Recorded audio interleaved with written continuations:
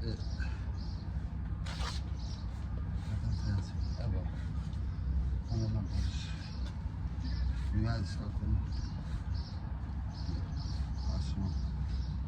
As you learn fundamentals and technique. Eric is always way beyond my punches. I dig into him. And there's real digging into the body.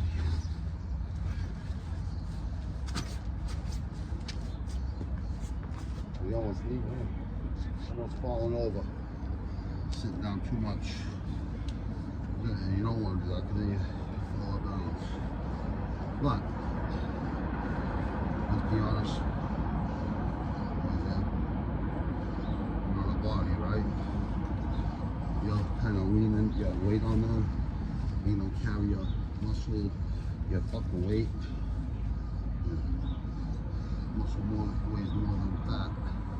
Lean muscle weighs even more because it's endurance muscle. You always see like Olympians, they're all and like gymnastics people, they're always jacked with body weight. I reached my plateau with the weights a long time ago. But I still do a couple days a week just for bone density. That's about it because I'm fucked. My back's gonna be screwed. It already is, I already know it, but I'm just trying to avoid it. But I'm not gonna avoid nothing. I'm going on stem cells. I'm waiting for a while. I don't care, they're not paying me. That guy does a huge job there, and all this team. All those good people there. I'm sure he wouldn't have hired them without it. Open it. They want good people. He's the one that gets it in my head. Not just him, but him especially. He says, why the fucking the Sackler family is sitting in a mansion and everyone else is sitting in prison? It's what he did to people. What is the head of that fucking trust fund? And trust fund theories. There's nothing wrong with that. I'm not saying nothing bad about it at all, but he's evil. Teaches kids, oh, we'll just say this ain't addictive and make it the most powerful opiate on the planet. Because it's more powerful than heroin. That's what all my friends that did heroin told me, because I never did heroin. But I did it when I was sick a few times. It was cheaper than buying fucking the pills I was getting the next day, the day after, for a $10 copay. Like when I paid $1 a milligram, I need 8 of them a day, so that'd be about $400 a day. I have to get 2 of them, so that'd be 800. I've done that many times. I just got sick of paying the money. That's why I always charge people like half the price back in the days. I get them for. I get them in Rhode Island for like 40 a piece. You grab 1,000, 100, 1,000, yeah, 1,000. And then you get them cheap. 30, 35, 40. Start at 40, they bring it down to 25, 35, 30. One stop. Most people just want a fucking sustainable money coming in. That's what it should be anyways. Easy. Like, you can do it illegally, you can do it legally. Easy. You can do it illegally.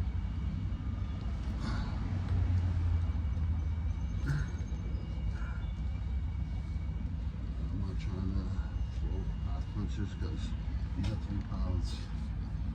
But I'm not trying to throw fast punches. Everything is just technique. Just so I don't look crazy. I don't even go crazy if I had that. I don't even go crazy when I fight. I just wait.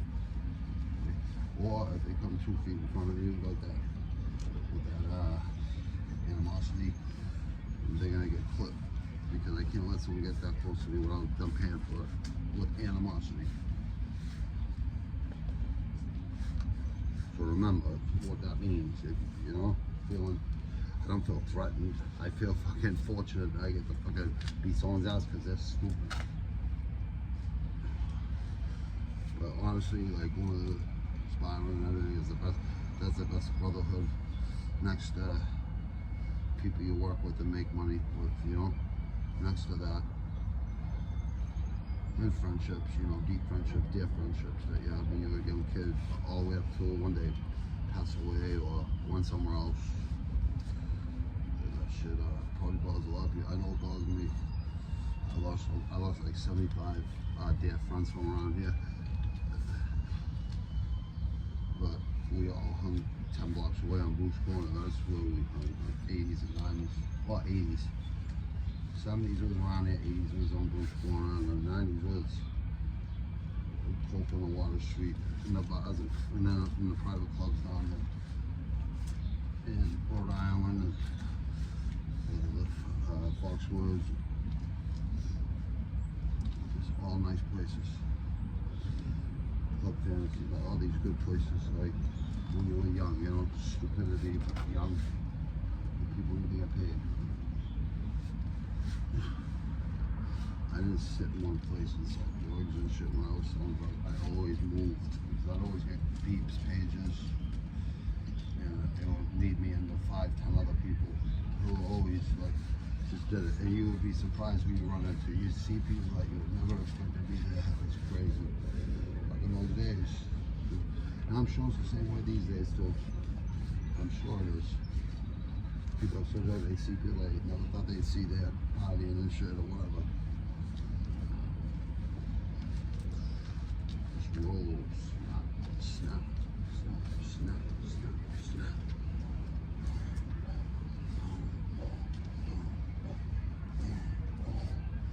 Rest in peace, Josh Horner.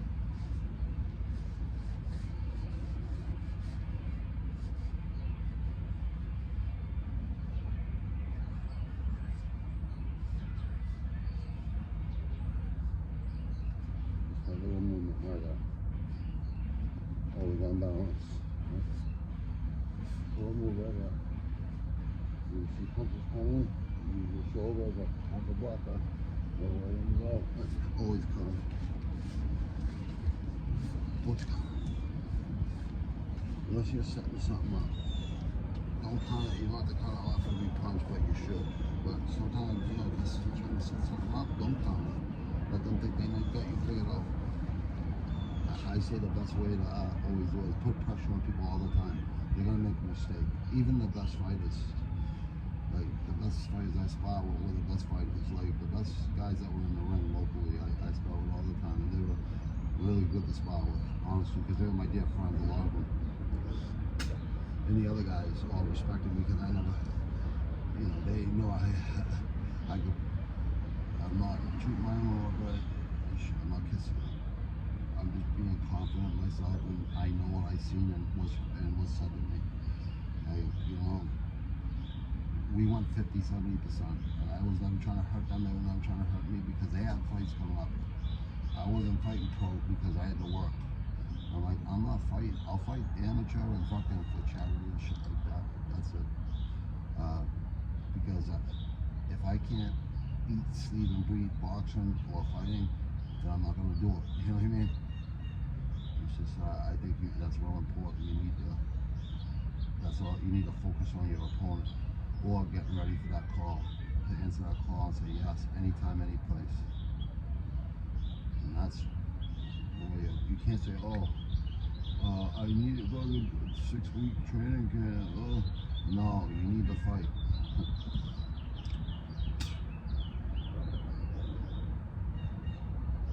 If my trainer didn't die, but I had other trainers, I could have went to that. Because my dear friend was a gold glove champ when I was a kid. He was a kid. He was 3 years old than me. Yeah, he's gold gloves and silver medals and junior Olympic champ. I always looked up to him as like a mini mentor. Obviously, I wanted older people, right? He was really. He was like a leader in a way. Then I ended up beating him and his all my older friends in fucking Little League baseball. I don't think they felt ashamed losing to me as pitching against them and stuff because I was striking them out or whatever. I don't think they cared because they knew how good I was and how I got bumped up from farm league. So it's like, I guess God gave me like athletic shit. Right from, it was more competitive than it made. And then I realized I had it when I was young, really young. I think he did the 50-yard dash in first or second grade, something like that. When I get 8 on the 50-yard dash, like the first time. 6 8 or something. Wasn't bad. Close, but like they did like 6-1 or something like that. I mean 7-1 or whatever. They were only a couple points away from me, but they were good. They're fast too. We had a lot of good athletes. A lot of people would have probably won in the sports if they kept sports in our schools. And right in the beginning of the 80s, early 80s, they had that Proposition 2.5 around here. I'm pretty sure it was the whole country, but they took sports out of junior high and called it middle school. Right there was the start of the woke and all the rights and all this shit. When everyone was already doing well, you know what I mean? But I'm all for inclusion anyways. If people, I don't care what people are and what they do in their private life. Is their own business. I mind my business with people. Like, I don't want people in my business, even though I got nothing to hide. But people could always approach me. It's fine. But I get along with everybody. But if we don't have the same goals, like, it's hard to be around people. You don't have the same goals, but it's always good to put up a united front and like say hello and always be kind. That's the best thing you can do for people. You should try to be kind to people. And you'd be surprised. Like, people, I was always used to be an intimidating person because of the stupid process I went through in my adult sports and stuff, like really young, like 12, 13 years old. So like all my older friends were making money selling joints. And I jumped right into that and moved right up in it. So I said I sold coke and they didn't sell coke. They couldn't even get coke. I think they could probably get coke a few, maybe. But when I got it, they were all asking for it. And even older friends of my older friends. It was back when it was 350 an 8-ball in 85. I was like 14 years old. And dealing with a bunch of adults and my older friends. And then that was like 85, 86, 87, I was doing that. And then I took some time off, got away from it for a year. Then I got caught selling it. Like, no, I didn't get caught selling. What am I saying? I had fucking a bunch of assault guys with James Ripper and a couple armed robberies. Shit, a bunch of armed robberies actually. So that was the first state, but so 19 years old I went in. It was just like a reunion with all people from DYS and shit. DYS I never did a lot. I did like a month. 4 months was the most I ever did in DYS. I had really good probation officers and shit. They just wanted me to come out, you know, fucking, because I was a hustling fool. And they seen me, they put me in places like for like 21 days, like a few times in the beginning with my mother, because my mother would egg them on to do it. And I come out like 220 pounds, 230 pounds when I was like young, 13, 14, 15. And I was always like $160, $170, walking around, soaking wet. And they said, Jesus Christ, Rob, you get big and strong, you know, like when you go away, it's like the best thing for you. I'm like, no, getting big and strong ain't what yeah, I'll always do that, but I always train. Like, that's what people don't know. I never took it easy. I was always out with my friends. You have 100 and 200 friends out every single day. It's hard to stay in the house when you have that many solid friends too. Back in those days, everyone was pretty much solid. There was probably a few people that were on the line. Probably would fold, but there was enough people down there that were solid. Would fight anybody. I mean, I grew up with savage. People have no fucking clue. Like,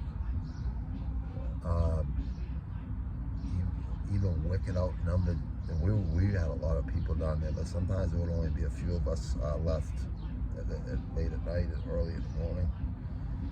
People always stop. It will always happen like when there's only like 5 or 10 of us. People would come with 40 of us, 40 of them, plus 10 of us or 8 of us, and we'd always win. So even up at like with grown men when we were teenagers, 17, 18, down the park we were teenagers. We never. Once we were 21, we were in bars and private clubs all the time. We kicked fucking bikers out of bars around here and shit. Like down towards Water Street, Holborn Street, and some other places too, even private clubs. And I have my blackjack machines down. 2 of these places right here. But no one ever knew whose they were. And I had a partner with that. Shout out to Junior Zerp below, my buddy. And Novi Turquette, I remember Novi and Jackie Hicks, really good people from East Boston and Winthrop. Those, you know, Italian paisans, like myself. I'm more Irish though, but I still take pride in both of them. That's where I got my temper from, is those two mixed fucking crazy fucking. I always say the Irish and Italian when balls came to America. I realize why some people stay in the mainland, you know, but I know my ancestors came over here, and they must have been savages. Like, all they seen was a picture. I read about it. That's it. You have iPhones from the fucking 1800s or 1700s. Don't even get me started with other friends of mine that got forced over here, sold by their own people. It's fucking horrible. But they came out of that good because they're such strong people. I don't even like calling in my Latino people. They're all hard-working people too. Every color is hard-working. People call people lazy and shit. Like other colors, it's fucking stupid.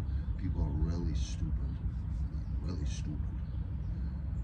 Like, to even think someone, because of the color isn't as strong as them or as productive as them, is like a stupid fucking mindset. Because we're all pretty much the same, but we're all might have different fucking things that are a little different inside and mentally and all that shit. And that's a good thing. That's a good thing. That gives you an edge in a lot of things. I don't have to wake up early in the morning, but I do just to train. I have to. I don't even. I go to the gym right now anytime. I like the outside training too. I gotta mix it up, go back and forth, or I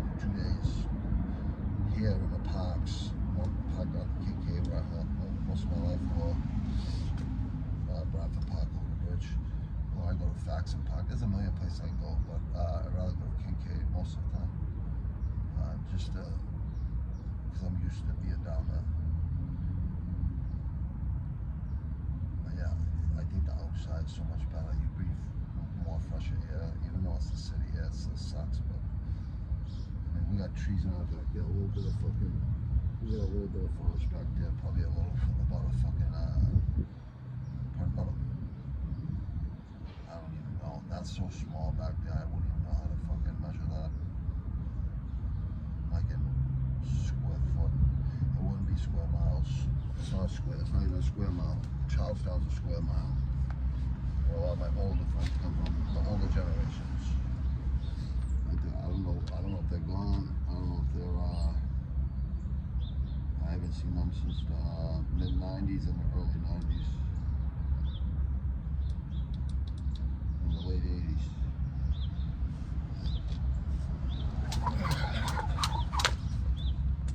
Man, this jump rope's pretty cool, but don't fucking do what you're supposed to do.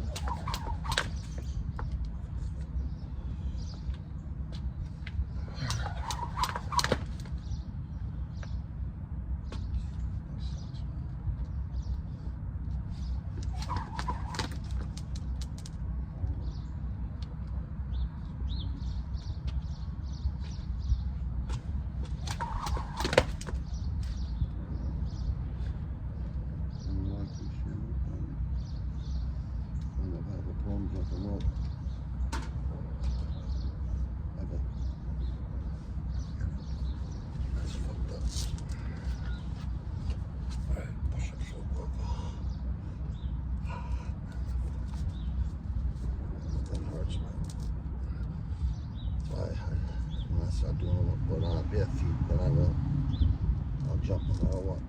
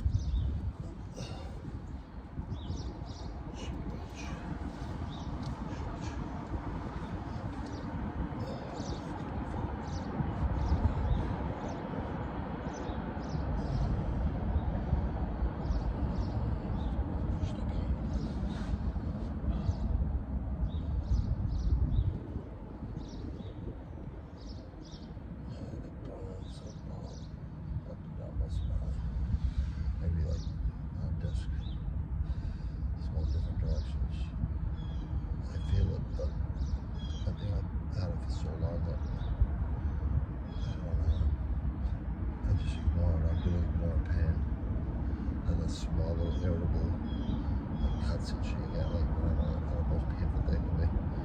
Big things like being stabbed and shit. Whatever. I didn't even know I was stabbed. I never seen it. And that was on the streets. I was even in prison. I got stabbed in prison. It's good to roll your knees. Probably like close quarters. This always helped me right there. I never had no bad knee problems, but ever since I say that, it's like I started having just little like tweaks of pain. I know really tough guys real tough guys that had like 4 surgeries.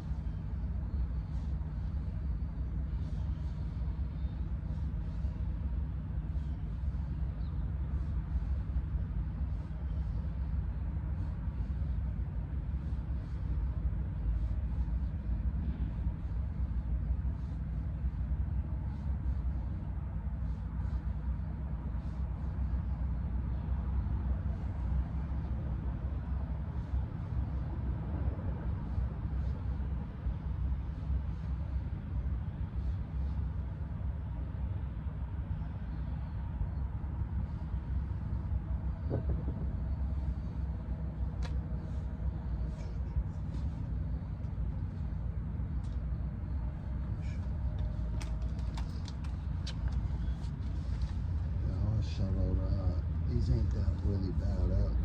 I usually use Everlasting Ringside or Reyes puncher's gloves. Those are Mexican, those are really nice. Cinnabon. These like got gel in them. I said right here, it says essential gel gloves. All gloves are good, essential. I don't know what they're talking about there, but you don't have to do that to sell your gloves. Your gloves are good. People will buy them. That's why I give you a shout out. They're alright. I don't notice anything different. Maybe I will after I break them in a little bit more. Because 16-ounce gloves you gotta break in.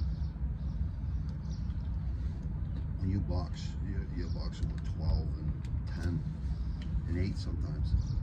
UFC you use 4 ounce. I would love to use 4 ounce. I'm so much faster with that's why you always see me with heavy hands, because it's for speed and real life. I'm already fast in real life, but I gotta keep it when I get older. I keep my power all the time, strength. I hit really hard with both hands, and I kick really hard too. I get do client switch knees, I can hit people's chins with my knees, like anything. But yeah, it's just like I always say, like the fundamentals of footwork and throwing correct punches nice and easy, correctly, it's just technique. And you just do it over and over and over and over and over again, and then so you never even have to think about how you're doing it. So a lot of people get mixed up when they start doing it. They're all stiff. I was like that too, you know what I mean? Like my third trainer told me. My third trainer said, maybe you should smoke a joint before you come in, Bobby, before you spar, because you're too tense in there. Like you're so good, and you fucking, if you relaxed more, you would be fucking like kind of like Bruce Lee in there, like in boxing wise, like flowing. He said, like the full state. It's like I understood, and he was right. And yeah, I smoked. When I was both right there, I said, you know what, I ain't gonna wait till after that, I'll just try it now. Yeah, relax me. Some people get paranoid, but it's not paranoia, they're going through it. It's like they're at the highest form of thinking, and they don't even realize it when they smoke grass or do mushrooms or whatever. It just makes me a better person. I have a really short fuse, like I'm a loose cannon from there. I just try to be really nice to everybody. I mind my business. That's what I would recommend to anybody. Mind your business, because you don't know who you're dealing with. Some people, like if they don't mind their business and get involved in other people's like lives and shit. I nipped that right in the bud, like in the first fucking couple minutes of talking less. I don't have time. Drama is a bad fucking thing in life, man. You gotta get around people that want to see you succeed in life and do good. If you can find one mentor, I always say this to people, older people out there, you know, grab a fucking shorty out there, a small person, young person, and fucking ask them if they need a mentor for free. Just give them fucking advice. And be there for them. You know what I mean? If they have fucking problems, like show some fucking balls. Fucking be courageous and help them. That's what kids need these days. Just like we needed it back then. I was lucky I had some good mentors, but I did criminal shit with my mentors. But nothing too serious. Pot. He was my main mentor. I had a lot of mentors, but my main mentor was all about, you know, get in and out of this shit, Robbie. You know, make a little money and invest in something, you know, that you love. You know, he used to tell me that shit, and a lot of people did. I had a lot of good people. My daughter was born when I was 23. That's when I started seeing. But I took baby steps, because I didn't want to fucking go out like a sucker or lose my identity or anything like that. So what I did, I just went out like slow. Take baby steps out. If you get right out, good for you, right? No one's gonna give you a hard time. I didn't take no oaths ever. I don't take oaths. Like, it goes without saying, I have my friends back, they have mine. That's just the way it is when you grow up together. We fought, like, we used to have physical beats in fucking kindergarten, in first grade, for Christ's sakes. Most people talk tough. Hey, some people are tough to talk tough. They say the loudest person in the room is the weakest person in the room. That's not always fucking true. They might just be deaf and have a loud voice. Honestly, don't trick yourself. Don't think that's a stupid thinking that. Like, most quotes are true, but that one ain't. Trust me, it ain't. I have a loud voice because I've been to a lot of concerts in the 80s as a teenager. I went to see the biggest fucking thrash bands, biggest metal bands, biggest rock bands, biggest fucking rap bands, groups, you know. And then I did a lot of shows with my own albums. And I'm probably gonna do some more shows with this third album that's coming out. So, probably a few.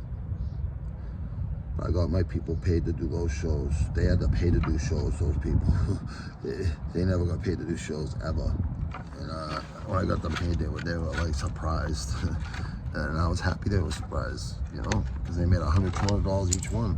Except for my producer got a little more, because he produced the fucking albums. He deserves to get more. I showed to all the crew that did those 2 albums with me. They know who they are. I've already mentioned all of them.